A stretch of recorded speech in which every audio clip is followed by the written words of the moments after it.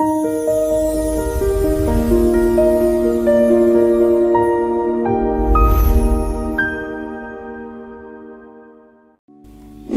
digital di Indonesia saat ini berkembang dengan cepat. Aktivitas masyarakat semakin akrab dengan teknologi digital. Kemajuan digital ini adalah hasil kerja keras kita bersama.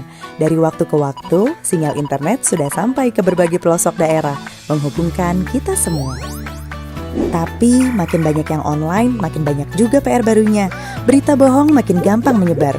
Judi online dan penipuan makin banyak modusnya. Dan kadang ngurus ini itu masih terasa ribet karena sistemnya beda-beda. Menjawab tantangan itu, Komdigi menyusun rencana strategis untuk 5 tahun ke depan. Menjadi peta biar kita semua jalan ke arah yang sama. Jadi, kenapa rencana ini penting? Karena ada 3 hal yang mau kita capai. 1. Gak ada lagi cerita susah sinyal. 2. Kita buka pintu buat siapa saja yang mau berinovasi dan buka usaha. 3. Kita ciptakan ruang digital yang ramah dan aman untuk keluarga. Lalu bagaimana kita mewujudkan semua itu? Ini seperti membangun fondasi rumah. Kita pastikan jaringan internetnya super kokoh di seluruh negeri biar semua kegiatan digital di atasnya bisa berjalan tanpa hambatan. Di atas fondasi itu, kita bangun ekosistemnya. Pada aspek pemerintahan yang rumit kita buat simpel. Layanan publik dibikin makin mudah dan terpercaya. Sementara di sektor ekonomi, kita buka jalan bagi lahirnya startup dan industri game lokal biar bisa jadi juara di negeri sendiri. Dan untuk masyarakat, kita siapkan bekalnya. Kita berikan banyak pelatihan gratis biar semua orang makin cakap digital. Dan yang terpenting, kita jaga yang paling berharga, anak-anak kita. Lewat program seperti PP Tunas, kita pastikan setiap aplikasi, game, dan konten yang mereka akses itu aman dan sesuai usianya. Peran pemerintah saja tidak cukup, semua pihak perlu bergotong royong. Pelaku industri, teman-teman akademisi, komunitas, dan kita semua punya peran masing-masing. 5 tahun ke depan ini penting banget. Anak-anak Indonesia sedang tumbuh di masa yang serba digital, penuh semangat, rasa ingin tahu, dan mimpi besar. Inilah kesempatan emas kita. Apa yang kita bangun hari ini bakal jadi warisan buat mereka, agar Indonesia bisa jadi pemain utama di panggung digital dunia. Dengan semangat dan visi besar Presiden Republik Indonesia, bersama kita wujudkan mimpi Indonesia Emas 2045. Transformasi digital untuk transformasi bangsa.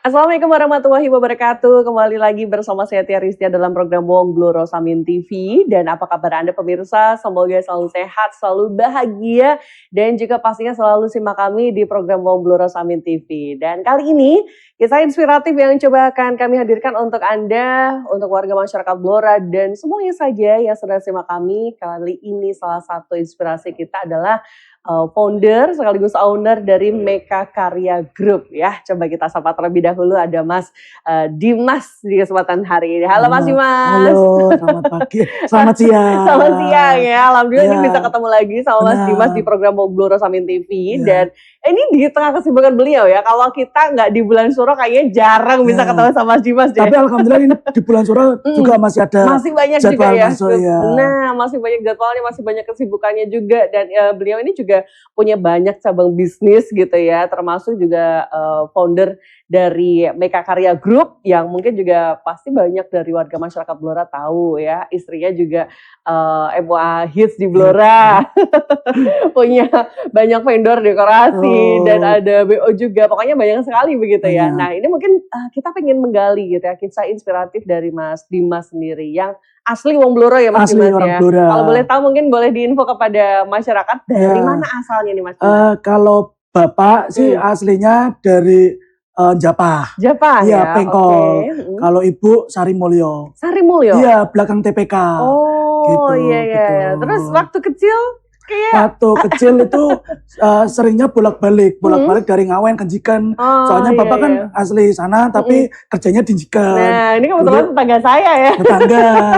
Dari Njiken juga asli Njiken. Iya. Nah, ini Mas Dimas, kalau wong Blora kita juga berbicara pasti ada satu kebanggaan gitu ya. Banyak dari orang Blora bahkan juga mungkin bingung gitu ya menapaki karir, kadang jatuh bangun dalam membangun usaha dan juga bisnis. Pasti kita tahu sulit dan tidak mudah untuk bisa bertahan. Nah, sebagai wong Blora ini karena Mas Dimas juga asli Blora, juga tadi sempat di spill cerita-cerita dikit gitu ya dari banyaknya usaha yang digeluti tentunya tidak mudah. Seperti apa sih mungkin awal karirnya Mas Dimas? Tapi aku pengen tanya dulu deh karena kita udah lama nggak ketemu gitu ya. Dulu kan di Njiken. Nah, setelah dari Njiken kemana? Setelah dari Njiken SMA itu di SMA 1 Blora. Oke. Gitu, SMA 1 Blora. Kemudian lanjut kuliah di Udinus Semarang. Oh iya. Untumu Universitas Tugu Muda gitu.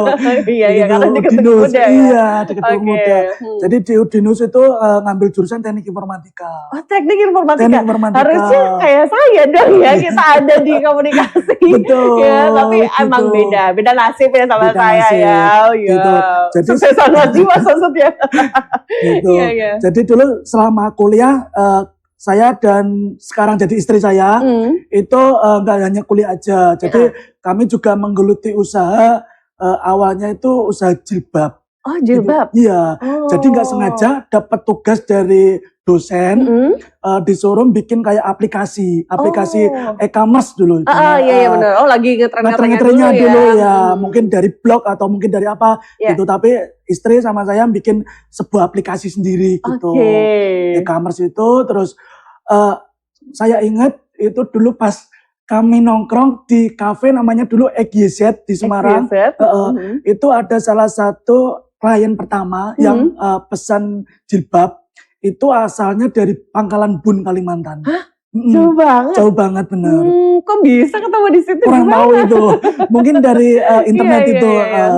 gitu. Terus mulai dari situ istri dan saya menggeluti usaha itu. Oke, gitu, jadi awalnya jurusannya komunikasi, dan informatika, istri sistem informasi malah jauh banget jauh gitu ya. banget ya. Tapi akhirnya takdir malah justru menjadi seperti sekarang besar gitu ya dengan kesuksesan Mas Dimas dan juga istri ini juga pastinya juga banyak ya kisah inspiratif di dalamnya. Nah, ketika mungkin kuliah udah mulai bangun bisnis gitu ya, secara mungkin kebetulan ketemu langsung customer, langsung klien, tiba-tiba langsung gede apa gimana dulu awal-awalnya tuh? Langsung banyak dapat pesanan apa gimana ya? Kalau awal ya masih kecil-kecil gitu, jadi ya dulu promosinya waktu itu juga lagi musim apa namanya BlackBerry, jadi apa ya broadcast dulu, jadi dari broadcast gitu ya. mulai dari broadcast itu terus banyak yang pesan-pesan kayak gitu.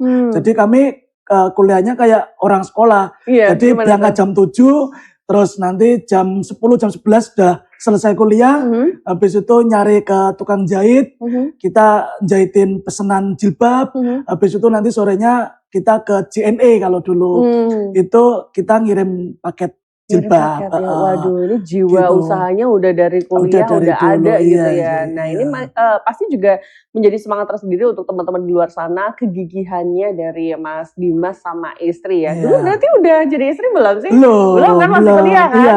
Tapi dulu tapi juga udah match juga bikin usaha ya? Dulu kenalan juga nggak sengaja. Iya. Seperti apa terus kelanjutannya? Terus habis itu kita setelah usaha itu berjalan, terus ya mungkin saingannya udah banyak. Oh iya, gitu. juga banyak banget ya. Terus habis itu lulus kuliah, istri dapat panggilan dari salah satu kantor. Itu subkon dari telekomunikasi. Oh, masih di jurusan telekomunikasi masih nih ya? Masih nyambung, masih sejalur. Iya. Terus habis itu katanya masih ada membutuhkan karyawan gitu. Jadi saya juga ditawarin sama istri gitu. Ini masih ada tawaran gitu. Coba masukin apa namanya CV gitu. Akhirnya saya masukin, ya udah. Jadi saya sama istri kayak bareng gitu masuknya. Oh jadi tetap kerja bareng-bareng. Bareng satu gitu. kantor. Ada gitu. sehati banget ya. Gitu. Tapi akhirnya bagaimana merubah mindset jadi karyawan berapa tahun waktu itu? Kalau karyawan sih sebenarnya mulai tahun 2014 sampai tahun 2017. 3 tahun.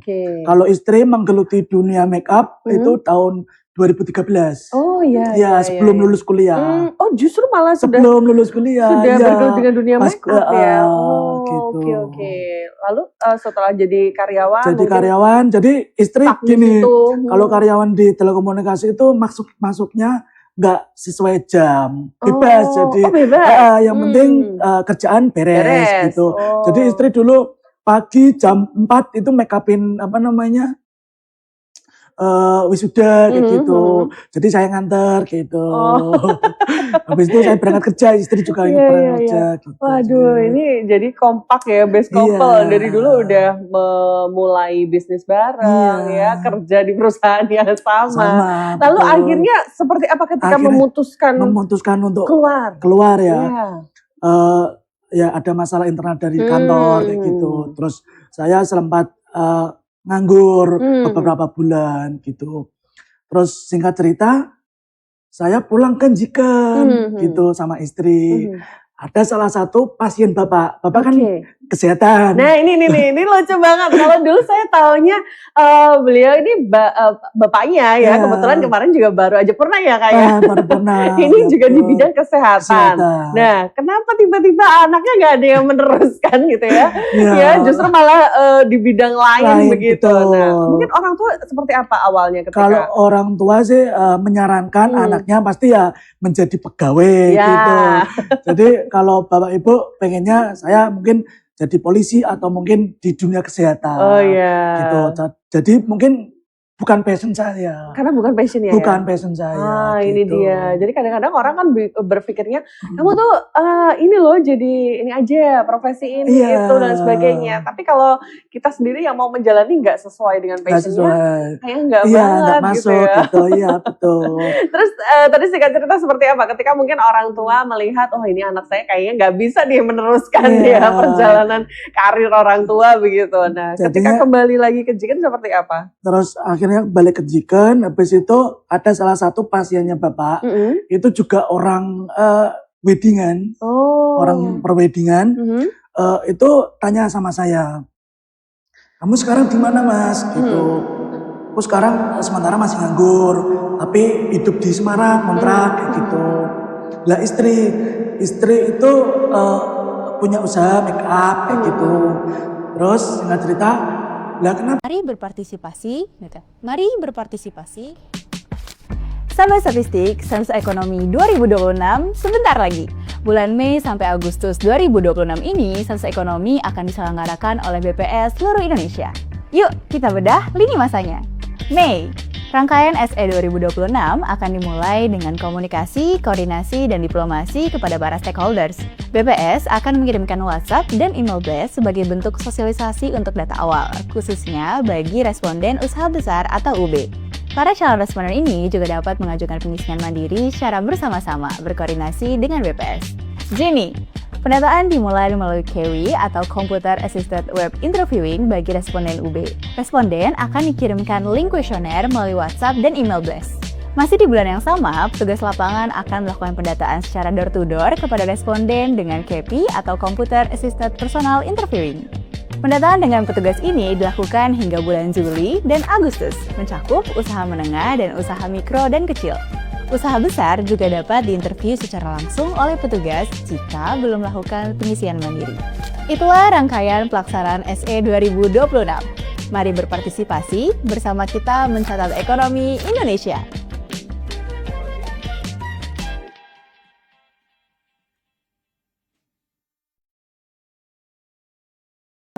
Kamu kok nggak sekalian jadi orang dekor gitu kan, istri juga bisa make up, jadi lebih enak kalau satu paket komplit gitu. Ya betul gitu. Terus saya pikir akhirnya suatu ketika saya sama istri berdiskusi gitu. Terus akhirnya istri menyetujui. Gitu. Aman ya, kayaknya aman. Enak nanti bisa kerja bareng-bareng. Kerja bareng, gitu ya. nanti bikin satu paket kayak gitu. Terus awalnya bingung dalam arti nyari klien, nyari betul. Itu orang yang mau nikah, mau pakai jasa kami yang awal banget, awam dan awam gitu. Terus akhirnya istri punya teman, terus teman itu ditawarin gimana kalau satu paket, ada make up, ada dekor, ada tenda pada waktu itu, tapi tendanya masih sewa sama orang lain. Punya vendor lain gitu. Terus akhirnya kalau nggak salah dulu itu tanggal 7 Februari 2018. Oh, ingat banget. Iya, 7 Februari 2018 saya awal dekor di tempat teman itu tadi di Kamolan. Di Kamolan. Iya, sampai ingat banget gitu. ya, karena itu tadi masa awal-awal perjuangan awalnya. biasanya memang benar-benar berat ya Kak. Berat banget. Nah, apalagi juga tadi yang paling menginspirasi juga ketika akhirnya sudah memutuskan untuk menikah tadi ya. Ini kan kabarnya udah nggak pengen lagi nimbrung sama orang tua nih. Tadi ya. Jadi kontraktor? Jadi kontrak di rumah-rumah. Jadi ketika hidup di Semarang tadi ya, bekerja dan sebagainya, ini sering ngontrak begitu? Sering ngontrak. Jadi setelah menikah kami tanggal 27 Desember 2015 kita habis itu jarak 4 hari kalau nggak 5 hari itu kami langsung ngontrak di Semarang. Gitu. Jadi sebelum gimana lah di rumah udah nyaman, ngapain kontrak, bukannya begitu? Ya kalau orang tua sih alhamdulillah bebas, terserah kami berdua. Yang penting kami berdua bisa mandiri. Gitu. Itu dia untuk mandirian yang utama gitu ya. Jadi memang istri sama saya itu prinsipnya nggak mau memberatkan orang tua setelah kami menikah. Gitu. Dan akhirnya bisa membangun usaha bareng-bareng dan juga justru sekarang dikenal dengan nama besarnya ya, Meka Karya Group dan Vina Make Up. Terus kan tadi ya dari Mas Dimas sendiri kan juga cerita nggak mudah untuk bisa dapat klien, bahkan juga kalau bisa dibilang sih dunia perweddingan itu banyak saingannya ya Mas. Nah ini aku juga pengen tahu seperti apa sih mungkin kisahnya ketika itu tadi. Kalau aku lihatnya Mas Dimas sama Mbak Vina udah dengan nama besarnya ya, udah gede. Tapi kita nggak tahu loh di masa-masa perjalanannya seperti apa sih rintangannya, tantangannya dulu-dulu awal-awal ini seperti apa? Sebenarnya kalau masa rintangan itu tetap ada ya. Mungkin pertama dari modal. Wah ini boleh dibocorin dong. Ini gimana orang kalau pengen berusaha, pengen mandiri, modalnya tipis kan gimana gitu dong. Alhamdulillah kami juga ada tabungan sedikit dari pekerjaan tadi sebelumnya. Betul. Gitu. Terus kami berdua nyari referensi, nyari info untuk itu beli-beli properti dekor yang mungkin murah tapi bagus. Gitu. Terus habis itu kendalanya di masalah penyimpanannya. Iya. Sebelumnya kan kami juga belum punya gudang gitu. Jadi dulu mohon maaf Bapak Ibu, dulu awalnya gudangnya pinjem itu garasi Bapak Ibu. Oh gitu. Iya, garasi rumah. Dibuat gitu. pinjem dulu ya buat barang-barang ya. Iya, gitu. Habis itu ada salah satu warung di depan SMP Jikan itu yang kontraknya habis. Jadi gantian kami yang kontrak di situ. Oh, Masya Allah, gitu. udah bisa kontraknya. Walaupun kontrak warungnya itu kecil. Kalau nggak salah dulu ukurannya lebarnya 4 meter, panjangnya cuma 8 sampai 10 meter. Waduh, padahal kan biasanya dekor gede-gede gitu gede-gede ya. Banget, iya. Jadi ya mau nggak mau barang dekor ada yang ditaruh di luar. Mungkin kehujanan, kena panas itu udah biasa. Waduh, ini pasti juga ada biaya perawatan dan lain-lain. Biaya perawatan gitu ya. Lebih banyak pasti. Kalau aku penasaran juga sih, kalau Mas Dimas kan tadi sudah nyaman gitu ya, jadi businessman, kemudian juga pernah ya, maksudnya berarti akhirnya terputus dong ya. Udah gak jualan hijab lagi ya. Kalau diterusin bisa gede jadi brand hijab nanti.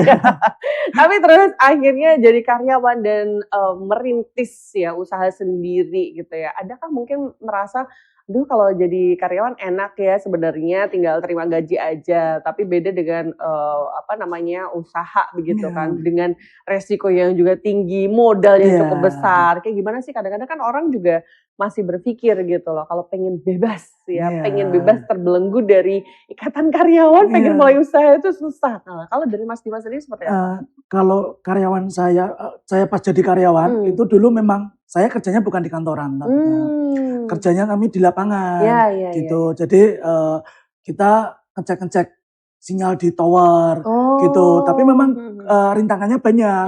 Dalam arti rintangan dari yang punya penyedia lahan untuk yang punya tower itu tadi. Soalnya memang kalau di dunia telekomunikasi untuk pertoweran itu kadang mungkin janji-janji manis itu banyak gitu.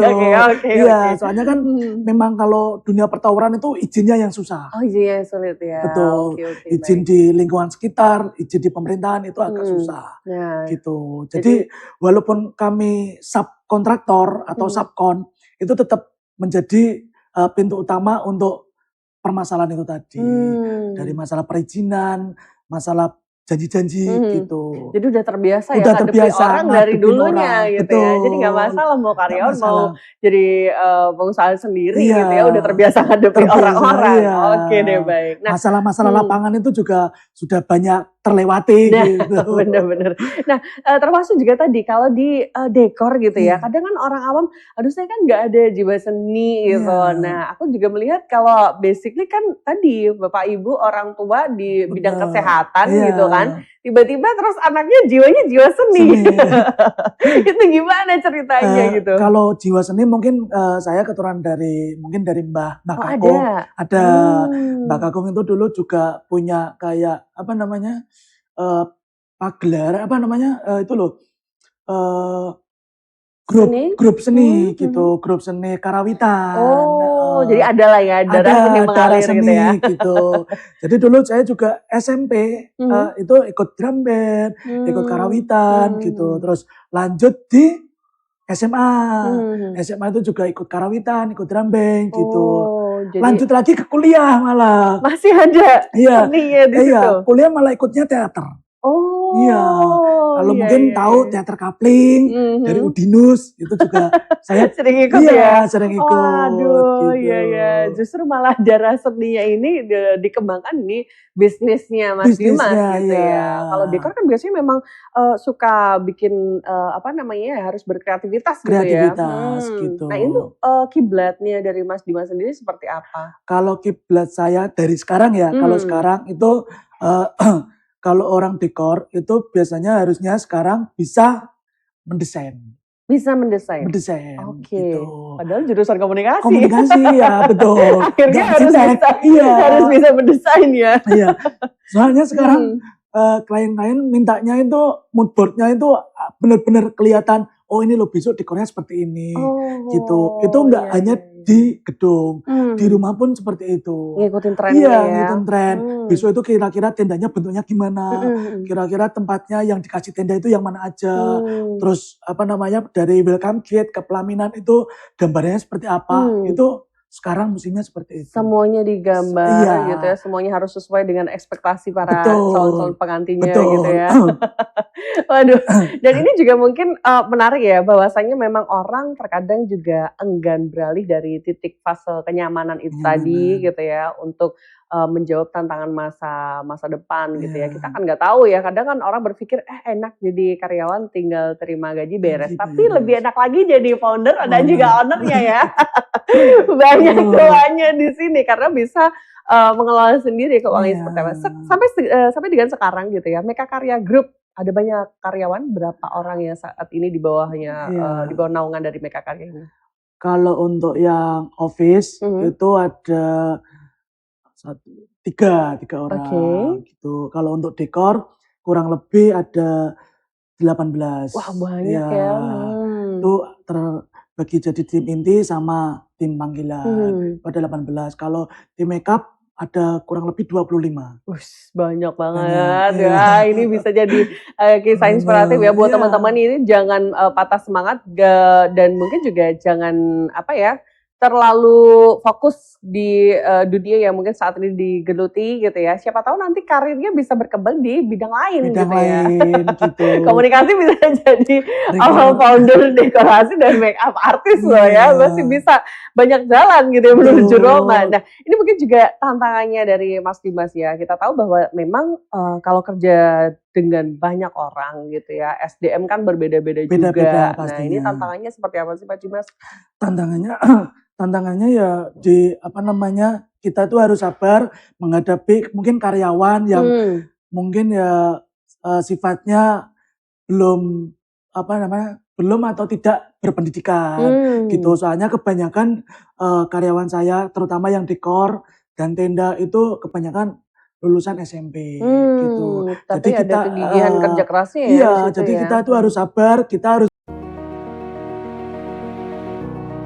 Bayangkan, hamparan sawah yang dulu hijau terbentang, perlahan hilang berubah menjadi bangunan yang menjulang. Hari ini mungkin kita tidak merasa. Tapi, esok saat piring kosong di meja, kita bingung mau makan apa. Bagaimana bangsa ini akan bertahan? Pentingnya pengendalian terhadap alih fungsi lahan membuat Kementerian ATR BPN terus berjibaku memberi kepastian hukum terhadap hak atas tanah sebagai penjaga ruang pengatur arah pembangunan. Alih fungsi lahan tidak bisa sembarangan. Ada tata ruang yang mengatur, ada hukum yang menjaga agar sawah tetap tumbuh jagung dan padi.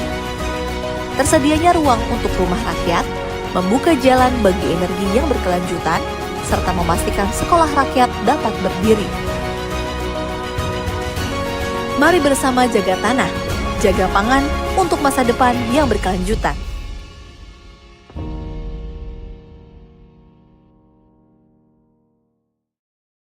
Benar-benar percaya sama mereka, percaya sama hasil yang mereka hasilkan, mereka aturkan ke kami, ke klien gitu. Jadi ya kita harus benar-benar sabar harus menghadapi mereka ya. Aduh, gitu. Benar-benar. Soalnya memang dulu pernah ada karyawan yang mungkin ada yang kayak kurang dalam arti kurang support atau kayak gimana kayak gitu. Itu pernah ada sih. Oke, jadi jatuh bangunnya seperti itu ya. Kadang kan juga kita udah gambar bagus nih, tapi hasil akhirnya mungkin ada kurang sesuai lah atau apa gitu ya. Nah, ini caranya problem solvingnya Mas Dimas seperti itu kayak gimana sih Mas? Kalau problem solving sekarang alhamdulillah udah punya kayak koordinator lapangan gitu. Jadi saya harus menggambar dulu, nanti saya share ke admin saya, nanti admin saya nge-share ke klien dulu mungkin melihatkan gambar yang sudah saya buat gitu. Kalau klien udah ACC, nanti admin ngirim ke itu koordinator lapangan. Gitu. Jadi seperti itu ya. Dan lika-liku perjalanannya sampai dengan saat ini bergelut berarti udah berapa tahun? Kalau mulai dari 2018 berarti kurang lebih 8 tahun ya. 2018? Iya.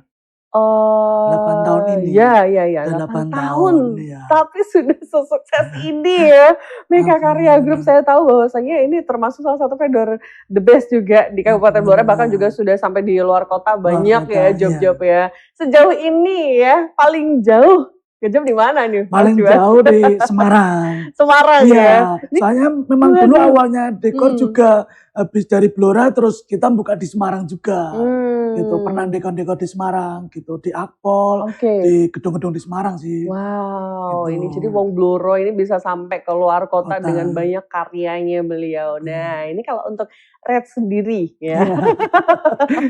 Rate-nya itu kalau bisa dihitung ya, ada kadang kan yang juga banting harga dan sebagainya ya. Kalau tadi saya bilang industri perwedingan itu kan juga cukup bersaing begitu. Nah, ini seperti apa sih kadang-kadang ada patokannya nggak sih Mas untuk rate di dunia perwedingan? Dekorasi itu sebenarnya kan murah, harusnya ada yang murah gitu ya. Tapi kenapa kadang pilih yang mahal ya, jual kualitas lah ya sebenarnya. Tapi yang membedakan itu dari segi kualitasnya dari Mas Dimas dan juga yang lain mungkin ya. Itu seperti apa sih? Mungkin kalau dari segi kualitas mungkin juga kayak gini, misalkan kita dekor gitu di tempat sesuatu, tempat mana gitu. Itu kadang ada yang mungkin dekor lain habis cuma dipasang aja, nggak dilihat juga presisinya, mungkin tentang kebersihannya gitu. Kadang ada yang bekas mungkin staples, bekas raffia itu masih tempel di dekor tersebut gitu, nggak dicopot atau mungkin nggak dicat ulang gitu. Kalau kami itu pasti ngecat ulang atau gitu. Sampai sedetail itu ya? Servis namanya kalau di kami itu. Oke. Jadi full service ya, untuk servis ulangnya sampai dengan sedetail itu, bahkan juga kualitasnya berbicara ya Mas. Ya ini mungkin juga untuk para pemirsa Samin TV gitu ya, banyak yang mungkin masih bingung juga ketika mungkin memilih gitu ya untuk vendor-vendor yang ada di Blora, bahkan mungkin ya bagi calon-calon pengantin. Nah ini mungkin juga apa sih yang bisa menjadi patokan gitu ya untuk tips lah Mas, mungkin untuk para calon pengantin memilih vendor-vendor baik itu make up atau dekorasi gitu ya. Kadang kan anak-anak zaman sekarang kadang vendornya itu macam-macam gitu ya. Dia pilih sendiri, ada fotografer sendiri, MO-nya sendiri, nanti dekorasinya ambil dari mana gitu kan. Ada yang tipikal seperti itu. Nah tipsnya dari Mas Dimas seperti apa sih? Kalau mungkin dari tips dari saya itu lebih enak itu ngambilnya satu paket gitu. Mungkin satu paket itu ada make up, ada dekor, ada tenda, ada fotografer, ada MC kayak gitu. Lebih enak itu satu paket satu pintu gitu. Jadi misalkan nanti ada kurang-kurangnya, ngabarinnya ya di orang pertama itu tadi yang dirujuk itu. Ada yang tanggung jawab lah ya. Ada yang tanggung jawab, betul. Jadi biar nggak ada miskomunikasi. Nggak ada miskomunikasi gitu. Takutnya saya juga pernah misalkan dekor saja tanpa make up kayak gitu. Itu ada mungkin tetangganya tanya, itu besok temu mantannya kayak gimana Mas, ini gimana Mas gitu. Saya kan juga kurang tahu, saya kan dekor gitu. Cuma ngurusin dekornya doang aja, ya. Gitu. Kecuali kalau ada make upnya mungkin saya bisa tanya sama istri gitu, komunikasi sama istri gitu. Itu lebih enak. Oke, baik. Nah, mungkin sejauh ini kalau dirasa gitu ya Mas Dimas ya, karena mungkin sebenarnya jawabannya udah kelihatan juga sih, bareng-bareng kerja dari awal kuliah, bahkan kerja di kantoran sampai dengan sekarang gitu ya. Tantangannya kerja sama istri gimana? Sebenarnya nggak ada tantangan sih, cuma istri kadang berbeda pendapat sama saya, itu biasa. Rahasia rumah tangga ya. Iya, rahasia rumah tangga kalau itu gitu. Tapi ya sampai saat ini saya kerja sama istri ya nyaman-nyaman aja sih. Nyaman aja. Iya, jadi lebih ada yang mengontrol saya juga. Gitu. Iya. Jadi mungkin ada hal-hal buruknya ini bisa lebih dikompres ya. Jadi tiada dusta di antara kalian ya. Benar-benar ini kadang bagi sebagian orang memang masih enggan gitu ya bekerja bersama dengan pasangan, bahwasanya terkadang takut, aduh nanti boring lah di rumah ketemu istri, di kerjaan ketemu istri lagi, di luar nongkrong ketemu lagi. Nah ternyata tidak seperti itu ya Mas ya. Tetap enjoy. Dinikmati. Lebih enak sih sebetulnya kalau kerja sama istri gitu. Jadi satu rumah benar-benar satu support gitu. Wah, benar-benar. Nah, ini mungkin juga aku pengen tahu mungkin support system terbesar ya di antara komunikasi dari Mas Dimas dan juga istri dalam membangun dan juga membesarkan Mega Karya Group ini. Siapa dan mungkin bagaimana support yang diwujudkan untuk membesarkan Mega Karya Group ini selama ini? Kalau untuk support system sih pertama itu dari istri sih, gitu. Istri yang mendukung saya membuat usaha seperti ini. Gitu. Dulu memang awal-awalnya kan mungkin untung nggak sebegitu gitu, tapi istri juga masih mau menjalani sama saya. Wah, gitu ya. Untung nggak seberapa, tapi kalau ada istri pokoknya dunia serasa milik berdua terus ya. Mungkin juga pesannya Mas Dimas untuk para pemirsa Samin TV, jika mungkin juga ingin merubah mindsetnya gitu ya, kadang-kadang cari kerja di Blora juga susah gitu ya, mungkin pengen menciptakan lapangan pekerjaan juga bingung apa yang mesti dikerjakan gitu ya, sebagai wong Blora yang asli Blora gitu ya. Untuk Mas Dimas mungkin ingin berpesan juga untuk pemirsa Samin TV untuk bisa menata kehidupan lebih baik, tidak terpaku pada profesi yang saat ini dijalani, mungkin ingin mencoba hal-hal baru untuk usaha baru atau seperti apa Mas Dimas? Silahkan. Kalau menurut saya di dunia saat ini itu kita harus bisa berani belajar. Berani belajar untuk memulai hal yang baru gitu. Kayak dulu mungkin di Blora dekorasi makeup jarang, sangat jarang gitu. Tapi saya dan istri berani mengawali kalau bahasa Jawanya mungkin babat alas gitu. Saya dan istri babat alas itu ke Blora, itu mungkin banyak cemoohan-cemoohan orang Blora. Orang Blora sendiri yang mencemooh kami gitu. Kowe nom, kowe wong nom, kok iso nggak usaha. Mungkin dulu usaha make up, usaha dekor itu yang megang orang yang agak sepuh, senior gitu. Mungkin kami belum berpengalaman gitu. Tapi saya dan istri ingin menciptakan lapangan pekerjaan di Blora gitu. Karena kami sadar kami juga dulunya agak susah nyari kerja juga gitu. Pontang-panting sana sini. Walaupun kami juga lulus kuliah langsung kerja, itu pun juga kami juga berkorban di jalan, nyari-nyari pekerjaan kayak gitu. Iya, intinya pokoknya harus selalu semangat mencoba hal baru ya. Mungkin kalau bikin usaha sama istri saling support gitu. Mendengarkan nasihat satu sama lain gitu sih. Oke, iya ini ilmu komunikasinya juga dapat ya karena olah komunikasi. Terima kasih Mas Dimas, sama-sama. Ini sangat menginspirasi kita semuanya bahwasanya memang di tengah keterbatasan apapun itu gitu ya, kita harus tetap semangat berjuang, berani lepas dari zona nyaman gitu ya, betul. Mencoba hal-hal baru dan juga mengupayakannya dengan saling support dengan istri tercinta. Oke, terima kasih dan semoga kisah ini menginspirasi untuk Anda pemirsa dan dimanapun Anda berada selalu saksikan untuk program Bawang Blue Rosamin TV. Tentunya kita akan ketemu lagi dengan banyak narasumber yang berbeda dengan kisah inspiratif lainnya. Akhirnya saya Tia Rizky harus pamit undur diri. Terima kasih sudah menyaksikan program Bawang Blue Rosamin TV. Sampai jumpa di episode selanjutnya. Wassalamualaikum warahmatullahi wabarakatuh dan sampai jumpa. Oke.